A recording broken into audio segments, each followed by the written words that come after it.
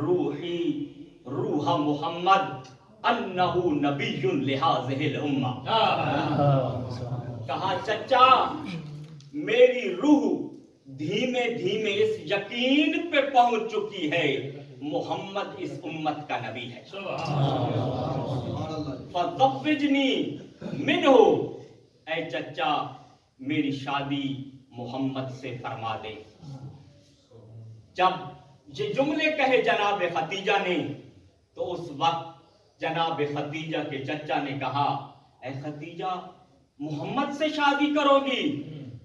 جناب خدیجہ نے جلال بھرے لہجے میں کہا چچا صرف لی اے بہو، میرے محمد میں کوئی عیب ہے؟ چچا اگر کوئی عیب ہے تو میرے چچا کا عیب بیان کرو. اب میری طرف دیکھنا، وہ چچا جو جناب خدیجہ کی آنکھوں میں آنکھیں ڈال کے بات کر رہا تھا، جب عیب محمد کی بات آئی سر جھکاتا گیا، اتنا جھکایا جناب خدیجہ کے چچا کی نگاہیں زمین میں گڑ گئی. وَتَحْتَ رَأْسَهُ، سر جھکایا اور اب جناب رسول خدا کی مدحت میں قصیدہ پڑھا. اگر آپ یہ قصیدہ سننا چاہتے ہیں تو ایک صلوات پڑھیں.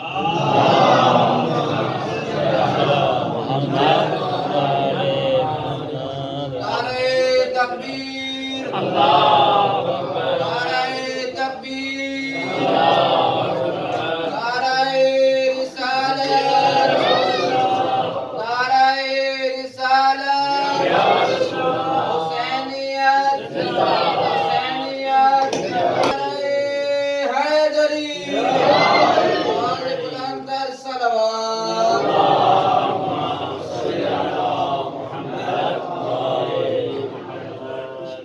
اب قصیدہ پڑھنے والا جناب خدیجہ کا چچا ہے، سننے والی خدیجہ ہے.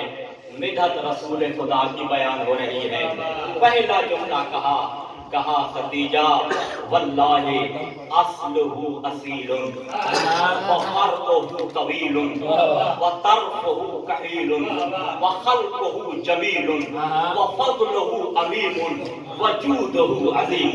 واللہ یا خدیجہ ما قذفت فی ما قل، اے خدیجہ محمد نہیں ہے، وہ آدم کا وارث ہے، وہ نوح کا وارث ہے، وہ اسماعیل کا وارث ہے، وہ اسماعیل کا نور نظر ہے، عبداللہ کا لحد جگر ہے.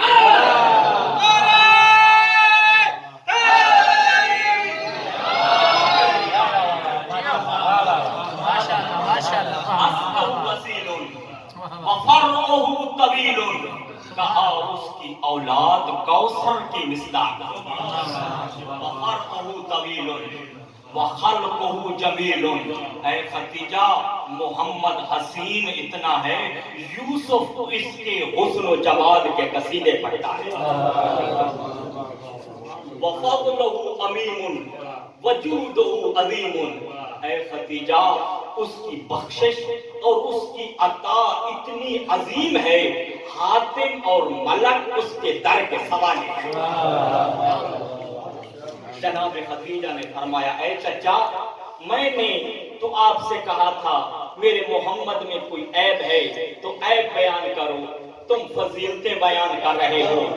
عزادارو بغیر کچھ کہے اب دوبارہ قصیدہ شروع کیا ہے جناب خدیجہ کے چچا نے. کہا وجہہ اکمر وجبینہ ازہر وخدہ ازہر من الورد الاحمر. اور پھر اس کے بعد ایک ایسا جملہ کہا قسم بخدا جو الفاظ کی نفاست کو سمجھتے ہیں جب بھی اس لفظ کو یاد کریں گے لطف اٹھائیں گے.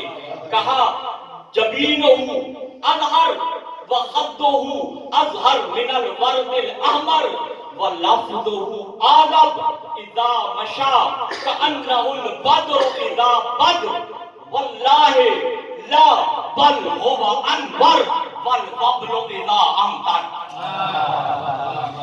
کہا خدیجہ کوئی اس کے چہرے کو دیکھے تو ان کا چہرہ ایسے لگتا ہے وہ چاند سے زیادہ روشن ہے.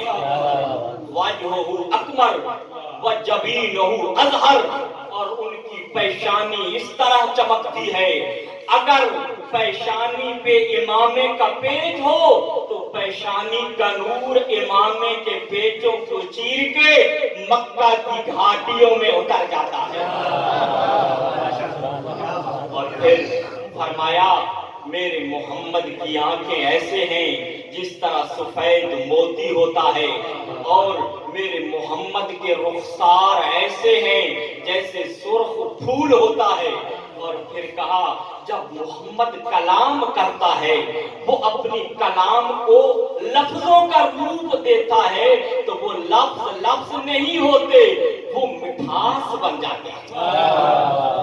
لفظ آدم۔ اور پھر اگلا جملہ کہا خدیجہ اذا مشا کأنہ البدر اذا بدر لا بل ہوا انور۔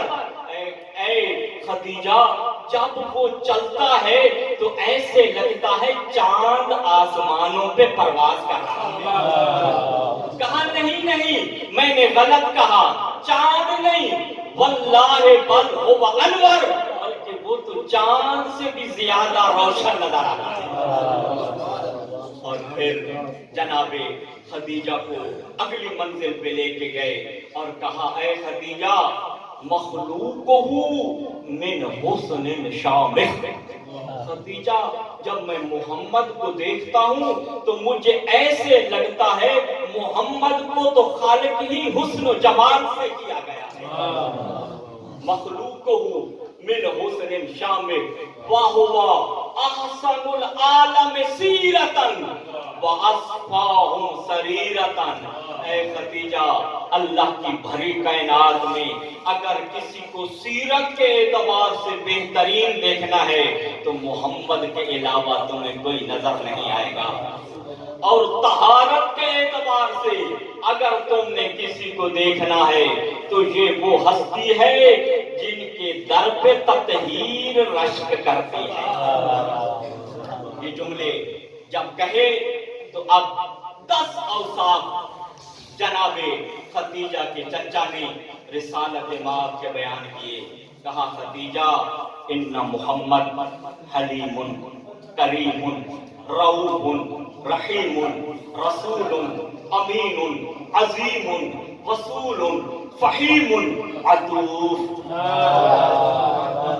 جب یہ جملے بیان کیے نا بساختہ جناب خدیجہ کے منہ سے نکلا اے چچا انہم یلبسونہ، اے چچا مکہ والے تو میرے محمد کی عیب جوئی کرتے ہیں۔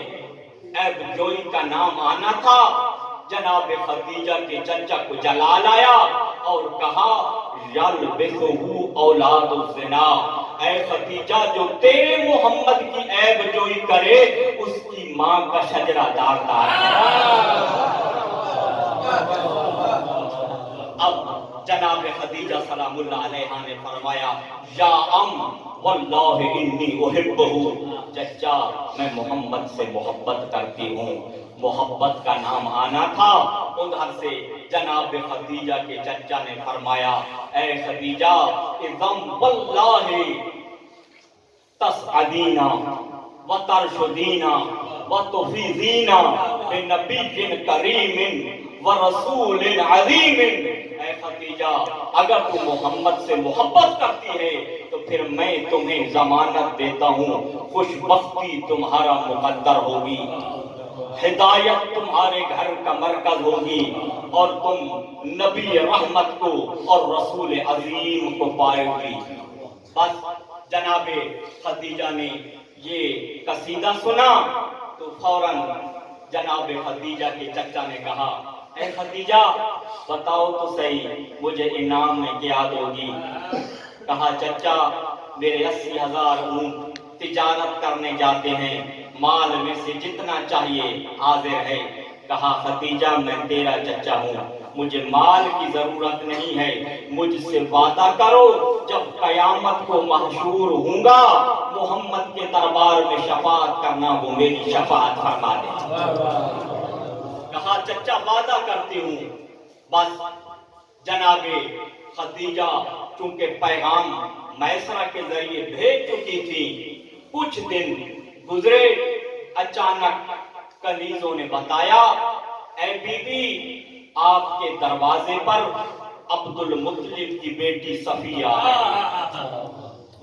ادھر سے جناب ابو طالب نے رشتے کو مستحکم کرنے کے لیے جناب صفیہ کو بھیجا تھا، بہترین لباس